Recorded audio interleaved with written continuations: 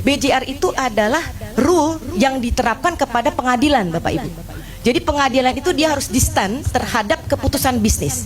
Jadi kalau sekedar keputusan bisnis itu membuat rugi satu perusahaan, itu nggak bisa dipidana. Jadi hakim itu dia harus, ya itu bukan kewenangan kami nggak tahu soal pengambilan bisnis, mesti begitu. Karena pengambilan bisnis itu yang tahu adalah ya pelaku bisnis. Bagaimana kita bisa menilai pengambilan bisnis itu atau keputusan bisnis itu adalah beritikat baik, gitu kan? Jadi pengurusan itu kan harus dilakukan dengan beritikat baik, ya. Dan yang satu lagi adalah dia harus do care, harus penuh kehati-hatian. At the end adalah for the best interest of perusahaannya dia, itu yang dilindungi. Bahwa kita menghukum orang mengambil keputusan itu menurut saya salah. Jadi yang salah tentu kita harus proses. Tapi bayangkan kalau ada anggota direksi itu yang mungkin dia tidurnya lebih dari 24 jam dari kita, gitu ya, karena dia mikirin perusahaannya dia.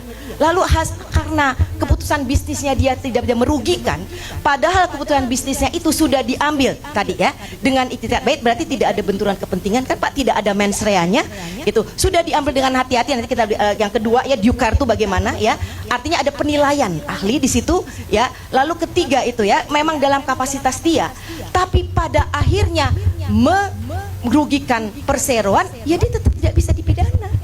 Ya, itulah makna esensi dari business judgment rule. Jadi proses pengambilan keputusan kalau dilihat ya dari sisi kualitasnya ya adalah proses pengambilan keputusan pada saat keputusan itu diambil. Menilai keputusan yang sudah diambil, let's say misalnya 6 tahun yang lalu ya atau 4 tahun yang lalu gitu ya, kemudian kita pidanakan, itu enggak fair. Saya mencoba untuk selalu di tengah-tengah.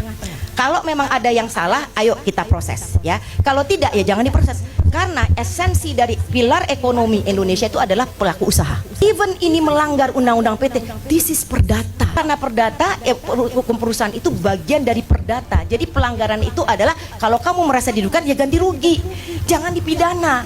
Ya, esensi pidananya nanti ya tadi, jadi tidak lagi ultimum remedium. Catatan saya untuk KUHP baru adalah definisi korporasi yang terlalu luas. Jadi sekarang semua korporasi, baik itu badan hukum maupun bukan badan hukum, apalagi BUMN, itu semua bisa dikenakan tindak pidana.